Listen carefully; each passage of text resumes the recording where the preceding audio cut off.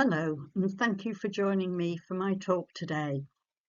I'm Jude Rhodes, family and local historian in Yorkshire, and today we're going to be looking at how a planning application unfolds a wealth of history and what we can learn from that.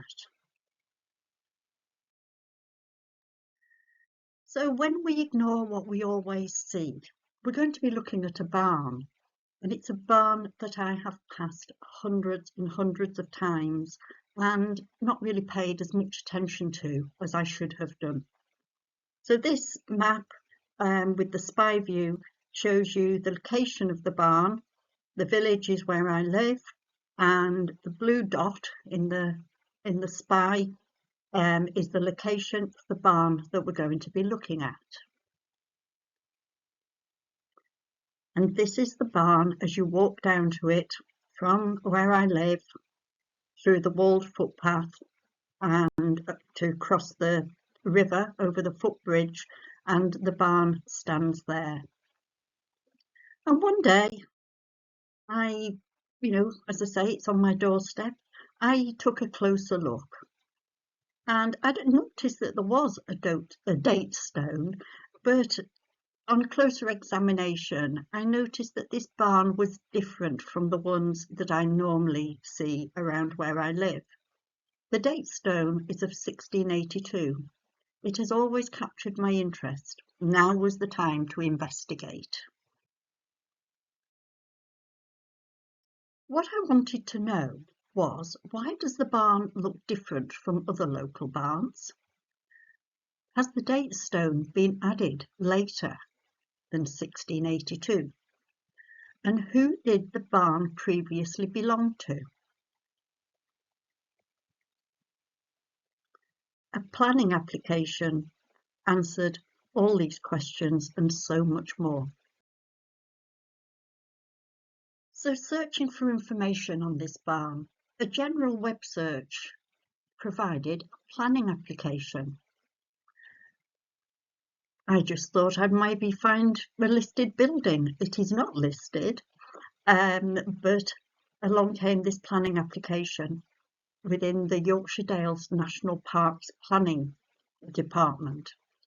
The Yorkshire Dales National Park governs planning in this area, and the barn had an application for change of use in 2023. It included in the documents historic building report, analysis and interpretation, and a detailed description of the location, the geology and the topography. I couldn't wait to start looking. The report was fascinating. It explained the topography around the barn and the medieval field system report. John Wright had made a map based on the 1603 Pierce survey of the Grassington freeholders, identifying 3 open fields surrounding the barn.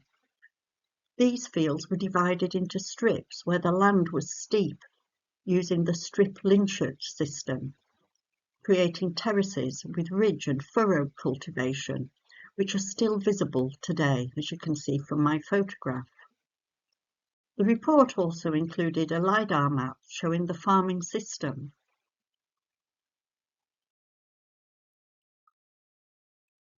So we learn about the Rathel family, who were yeoman freeholders. The barn has the date stone HW 1682. The Pierce survey of 1603 mentions Robert, Edward, William, John, Edmund and Richard Rathel. As freeholders, they could serve as jurors, constables and church wardens, and this provides a springboard to research the manorial and parish records of the time. The planning report provides an excellent family history focusing on Henry Rathel, HW. The Pierce survey of 1603 was implemented by the Lord of the Manor,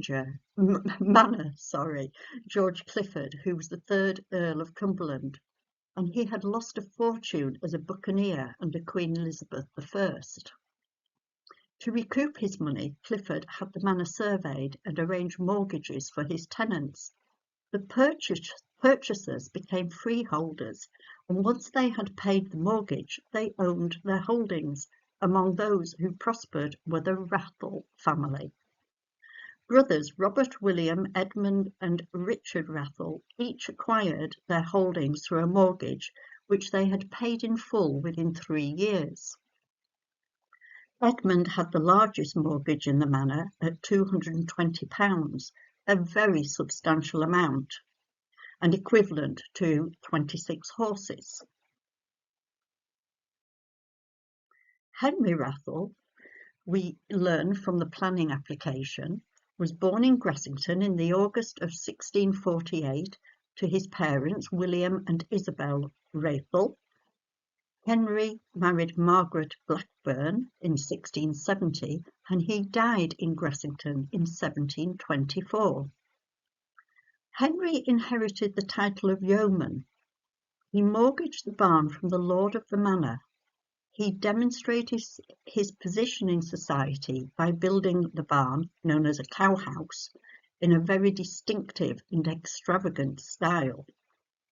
He had got somewhere. He wanted to show everybody. Henry had a son, Henry Jr., who in his will states, "In possession of the ancient estate of which I had from my father to enter into." Henry Jr.'s wills the estate to his eldest son, William, who was also a third part of the water corn mill, which now my said father Henry enjoys, and hath a life estate thereof. His son, William, is to give Margaret, his sister, £40 out of the ancient estate. 2 younger sons, Stephen and Henry, he bequeaths all the rest of my house and tenements and premises which were formerly purchased by my grandfather. To his youngest son, Lupton, he bequeaths £70 out of the ancient estate. All of this gives us a huge amount of family history for the Rathel family. The barn remained with the family until 1840, when it was sold. And just from that planning report, we can start to build a family tree.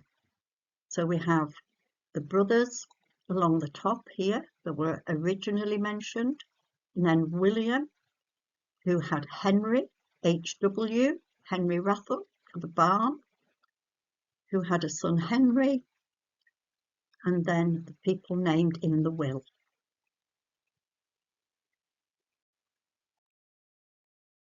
So family and local history coming together, all gleaned from a planning application. My initial questions are now answered. Why does the barn look different from other local barns?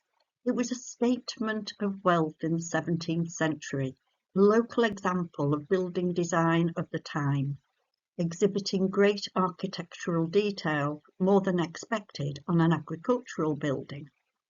Has the date stone been added later? No, it is the original. Who did the barn previously belong to? Well, it was the Rathel family from at least 1620 until 1840. So in summary, when investigating a building or place, research planning applications. Planning applications for my one place study is now a first research objective.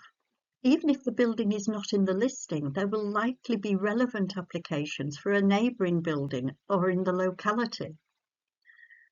Planning applications are the perfect springboard for further research of a place and perhaps of the people who live there, as I have been able to with the Rathel family. So thank you for listening. I hope this presentation has inspired you, and for a handout of resources, including the planning register, property checker and title deeds, please email me at storiesofourgenerations@gmail.com. I would love to hear your feedback on All About That Place Facebook page. Thank you.